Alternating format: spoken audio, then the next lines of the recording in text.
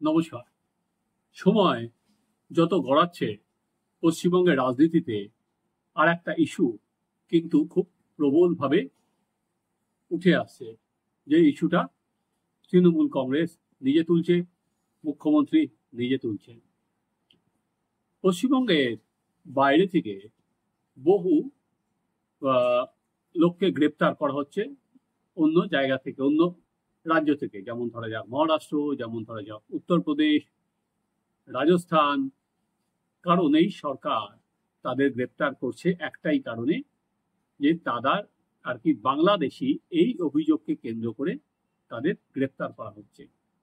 এই কিছুদিন আগের ঘটনা, যে মহারাষ্ট্র থেকে অনুপ্রবেশকারী বলে যাদের গ্রেপ্তার করা হয়েছিল তাদের পুশব্যাক করা হয়, কিন্তু পরবর্তীকালে দেখা যায় তারা পশ্চিমবঙ্গের বাসিন্দা।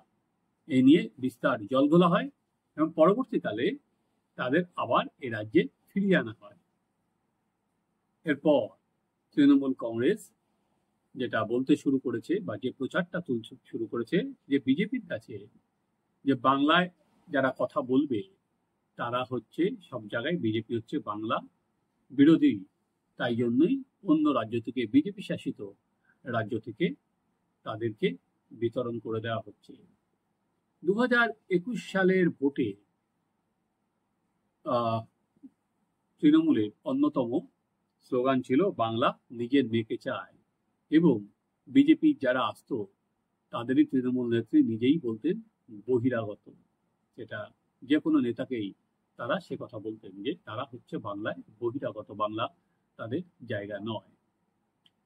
এবার 26 সালের আগে এটা কিন্তু তৃণমূল কংগ্রেস এই ইস্যুটা প্রবলভাবে উঠছে। আজকে আমরা সেটারই বিশ্লেষণ করি, আজকে কেন এইদিকে যেতে হলো, এবং আলটিমেট কি তার থেকে কোনো নিস্তার আছে, নাকি এইটাকে কেন্দ্র করে রাজনীতি আরো জলঘোলা হবে এবং তার রাজনীতির লাভ ভোট বাক্সে কারা হবে। প্রথমত, আজ বিধানসভায় মমতা ব্যানার্জি কি বলছেন চলুন আমরা আজকে একবার শুনে নিই। উনি এই বিষয়ে প্রধানমন্ত্রীকে চিঠিও লিখবেন, তাহলে শুনুন। लेकिन बीजेपी का अभी कहना है वो भाषा का राजनीति भी कर रहे हैं। बंगाल के खिलाफ ऐसे तो चलता है, क्यों मेरे को पता नहीं है, लेकिन साथ साथ में बंगाल का जो माइग्रेंट वर्कर है हर स्टेट में उसको ले जाता है काम करने के लिए बिकॉज ऑफ देयर स्किल। लेकिन वो जब बांग्ला भाषा में बात करते हैं वो हिंदी भाषा में भी बात करते हैं, लेकिन आपस में जब बांग्ला भाषा में बात करते हैं घर का आदमी का साथ, तो उसको बांग्लादेशी कह के बांग्लादेश में पुशबैक करते हैं। ऐसे बहुत सारे इंसिडेंट अभी हमारे पास आया और उसको ले आया। लेकिन आज भी ऐसा इंसिडेंट हुआ कि 300-400 लोगों को राजस्थान में भवन में रुक के अटक करके रख दिया। ये क्या हो रहा है? They have their all identity, they are not Bangladeshi, they are from Bengal, and Bengal is a state of India and it's a democratic elected government is there and democratic state is a federal structure. Bangladesh में बांग्ला भाषा Bengali language कहते हैं, हमारा इधर में भी कहते हैं, तो क्या ये हमारा अपराध है? नेपाल में भी गोरखा भाषा में बात करते हैं, नेपाली भाषा में करते हैं, तो दार्जिलिंग में भी, कालिम्पोंग में भी, कार्सियांग में भी, सिक्किम में भी गोरखा भाषा नेपाली भाषा में बात करते हैं। जैसे उर्दू लैंग्वेज में लखनऊ में बात करते हैं, दिल्ली में भी बात करते हैं, और बहुत सारे कंट्री उसमें भी बात करते हैं। तमिलनाडु में अगर तमिल लैंग्वेज में बात करते हैं तो श्रीलंका में भी ऐसा परंपरा है। इसमें तो ये नहीं होता है कि बंगाल का लोग देखो और पिटा के भगा दो। আপনারা শুনলেন, সেটা মমতা ব্যানার্জি বারবার করে যেটা বলছে যে বাংলায় কথা বললেই তাদের চিহ্নিত করে দেওয়া হচ্ছে অন্য দেশের মানুষ হিসাবে বলে তিনি তামিলনাড়ুর কথা বললেন, তিনি গোর্খাদের কথা বললেন। কিন্তু ইন্টারেস্টিংলি কোনো গোর্খাকে কিন্তু বলা হচ্ছে না তিনি ভারতের বাসিন্দা না, নেপালের বাসিন্দা বলে কাউকে এখনো পর্যন্ত পুশব্যাক করা হয়নি। এবার খুব পিন পয়েন্ট যদি আমি করি, আজকে কেন এই অবস্থায় আজকে বাঙালিদের দাঁড়াতে হলো, তার একটাই কারণ, সেটা হচ্ছে অনুপ্রবেশ। অনুপ্রবেশ যে হয়েছে সেটা অস্বীকার কোনো পক্ষ করতে পারছেন না। সেটা একদিন ধরে হয়নি, সেটা বছরের পর বছর ধরে অনুপ্রবেশ হয়েছে। এবং তার জলজান্ত উদাহরণ আমরা পশ্চিমবঙ্গের মাটিতে দেখছি যে এই অনুপ্রবেশকারীদের এদের পরিচয়পত্র পাইয়ে দেওয়া হয়েছে, এদের ভোটার কার্ড পাইয়ে দেওয়া হয়েছে, এদের রেশন কার্ড পাইয়ে দেওয়া হয়েছে, এদের আধার কার্ড পাইয়ে দেওয়া হয়েছে। এবং ভারতবর্ষের যে প্রান্ত থেকেই আজকে অনুপ্রবেশকারীরা ধরা পড়ুক না কেন, সেখানে তারা দেখা যাচ্ছে তাদের পরিচয়পত্র কিন্তু তারা বার করেছে পশ্চিমবঙ্গ থেকে।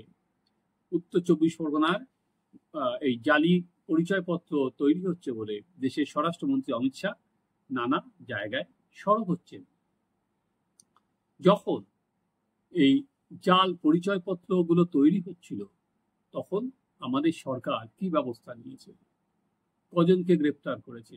আজকে নিশ্চয়ই আজকে উনি যে ঘটনার পরিপ্রেক্ষিতে এটা বলছেন সেটা হচ্ছে উনি বলছেন যে রাজস্থানে যারা বাঙালি আছে, যারা পশ্চিমবঙ্গ থেকে ইটাহার থেকে গিয়েছে, ইটাহারের যে বিধায়ক তিনি নিজেও এই ভিডিওটা আপলোড করেছেন, তাদের আর কি বাঙালি মানেই বাংলাদেশি বলে তাদের আটকে রাখা হয়েছে। কিন্তু এরা সব ইটাহারের বাসিন্দা, সত্যি হতে পারেন তারা ইটাহারের বাসিন্দা।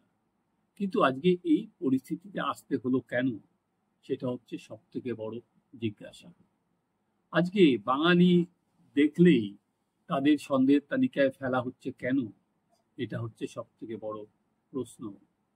এটা ঠিক যে অনেক সময় হয়তো অন্য সরকার বা বিজেপি শাসিত সরকার এর প্রশাসনের কর্তা ব্যক্তিরা অনেক সময় হয়তো বাড়াবাড়ি করছেন, যে যেটা বলে ধরে আনতে বললে বেঁধে আনছেন।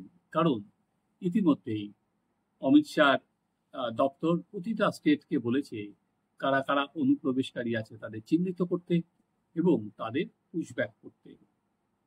এবার দ্বিতীয় যে জায়গাটা আমি আসতে চাই, সেটা সব স্টেটের জন্য এই অ্যাডভাইজারি গেছে। সেখানে পশ্চিমবঙ্গ সরকার তারা কি এখনো পর্যন্ত একজনকেও চিহ্নিত করেছেন? অন্যান্য স্টেট তো যেমন ধরুন চিহ্নিতকরণের কাজ শুরু করেছে, কিন্তু পশ্চিমবঙ্গে এরকম অনুপ্রবেশকারী কারা আছে এখনো পর্যন্ত যদি এই জালি পরিচয়পত্র না নিয়ে অন্য রাজ্যে চলে না যায়, সেটা কি সরকারি তরফে কোনো স্ক্যাম করা শুরু হয়েছে? সরকারি তরফে কোনো রেজিস্টার মেনটেন করা হচ্ছে? এখনো পর্যন্ত কিন্তু আমরা জানতে পারিনি। যেমন এই যে বললাম রাজস্থানে যেই ঘটনার পরিপ্রেক্ষিতে মুখ্যমন্ত্রী বলছেন যে তিনি প্রধানমন্ত্রীকে চিঠি লিখবেন, সেরকম পশ্চিমবঙ্গে একটা ঘটনা আমরা এখনো পর্যন্ত কিন্তু দেখিনি যে বাংলাদেশি কাউকে আইডেন্টিফাই করা হয়েছে এবং যাকে বলা হচ্ছে না তাকে আবার বাংলাদেশে পুশব্যাক করে দেওয়া হবে। এটা কিন্তু সত্যি আমাদের কাছে খুব উদ্বেগের বিষয়। ইতিমধ্যেই বাংলাদেশের যিনি সচিব, তিনি আর কি বাংলাদেশের যিনি হাই কমিশনার দিল্লিতে, তিনি দেখা করে গিয়েছেন মুখ্যমন্ত্রীর সঙ্গে। বাংলাদেশের সরকারের অন্যতম ইস্যু কিন্তু হচ্ছে যে ভারত এই পুশব্যাক করছে, যদিও এখনো পর্যন্ত পুশব্যাকটা অত বড় আকারে স্কেলে হয়নি, আর কি পার ডে যদি 10,000 15,000 করে হয় তাহলে বাংলাদেশের প্রতিক্রিয়া যতটা হবে এখনো পর্যন্ত কিন্তু যেহেতু খুব কম সংখ্যক পুশব্যাক এখনো পর্যন্ত শোনা যাচ্ছে, সেই প্রতিক্রিয়া এখনো পর্যন্ত কিন্তু সেই অর্থে পাওয়া যায়নি। তো বাংলাদেশের যিনি হাই কমিশনার এসেছিলেন তিনি মুখ্যমন্ত্রীর সাথে কথা বলেছেন। মুখ্যমন্ত্রী বললেন উনি অনুমতি নিয়ে এসছেন দিল্লি থেকে, অর্থাৎ দিল্লি জানে যাতে পরবর্তীকালে এই প্রচারটা না ওঠে এই সরকারের বিরুদ্ধে যে বাংলাদেশের সঙ্গে যে সুর, সেই সুরের সঙ্গে মমতা বন্দ্যোপাধ্যায় সরকারের সুর এক হয়ে যাচ্ছে। কারণ তারাও এই বারবার করে বলছে যে সেখান থেকে কেউ বাংলাদেশ থেকে ঢুকেনি, এবং মমতা বন্দ্যোপাধ্যায়ও একই জিনিস, অনুপ্রবেশ ইস্যুটাকে একেবারে চোখ বুঝে বন্ধ করে রাখতে চাইছে। তা প্রথম দুটো জিনিস যেগুলো শুধুমাত্র কি রাজনীতির অলিন্দেই আবদ্ধ থাকবে, নাকি প্রশাসনিকভাবে সরকার কোনো পদক্ষেপ নেবে? যেমন সরকার যারা পরিযায়ী শ্রমিক, মুখ্যমন্ত্রী জানিয়েছেন 22 লক্ষ পরিযায়ী যে শ্রমিক তারা গেছেন, তাদের একটা তথ্য ভাণ্ডার তৈরি হয়েছে। ঠিকই তাদের এই তথ্য ভাণ্ডার তৈরি হয়েছে, তেমনি এই তথ্য ভাণ্ডার নিশ্চয়ই তাদের যে আধার কার্ড, ভোটার কার্ড, সেগুলো পরীক্ষা করা হয়েছে আশা করা যায়। কারণ এখনো পর্যন্ত দেখা যাচ্ছে যে অনেক দিন ধরে পশ্চিমবঙ্গে বসবাস করলেও তাদের জাল আধার কার্ড বা জাল ভোটার কার্ড তাদের দেওয়া হয়েছে। এবার একইভাবে কত অনুপ্রবেশকারী এখানে ঢুকেছে, তার কি কোনো তথ্য ভাণ্ডার তৈরি হবে?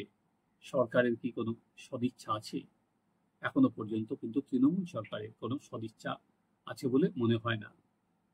কারণ একটা সময় এই অনুপ্রবেশ নিয়ে মমতা বন্দ্যোপাধ্যায় সংসদে সরব হয়েছিলেন। তখন উনি বলেছিলেন ওইটা হচ্ছে সিপিএম এর ভোট ব্যাংক, তাই সিপিএম কিছু করতে চাইছে না। আজকে হাওয়াটা ঘুরে গেছে।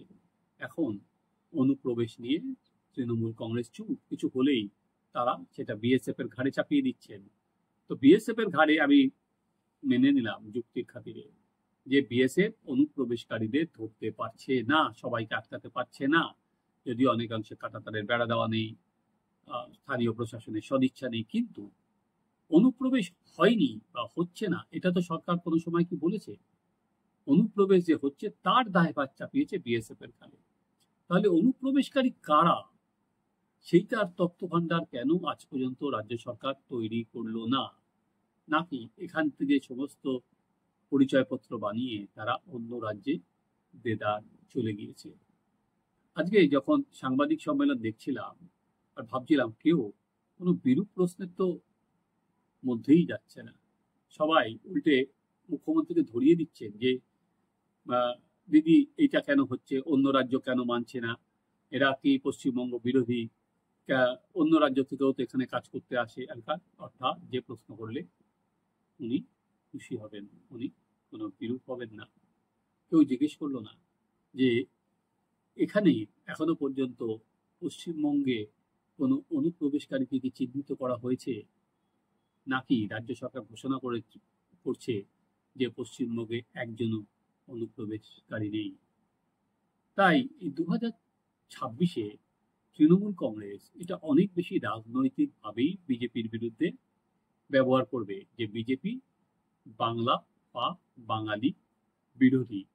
উল্টো দিকে গেরুয়া শিবির যদি এটা প্রমাণ করতে না পারে, অর্থাৎ লোকের কাছে তাদের প্রচারটা নিয়ে যেতে না পারে, তাহলে কিন্তু আবার যেটা 21 সালের ভোটে লাভবান হয়েছিল, বাংলা নিজের মেয়েকে চায়, বিজেপিকে বহিরাগত বা বাংলা বিরোধী প্রমাণ করার চেষ্টা করেছিল, 100 দিনের কাজ হোক, আবাসের টাকা বন্ধ করে রাখা হোক, এবার বিজেপি বাংলা বিরোধী এইটার জন্য একটা নতুন বৃত্ত রচনা করা হচ্ছে। সেটা দেখার এটাও গেরুয়া শিবির সেটা করতে পারে কিনা। না, মমতা বন্দ্যোপাধ্যায়ের যে আগ্রাসী প্রচারটাকে নিয়ে যাচ্ছেন সেটাতেই লোকের মন জয় করতে পারেন। তারা দেখতে থাকুন আমাদের চ্যানেল সাবস্ক্রাইব করুন, আপনাদের মতামত জানান।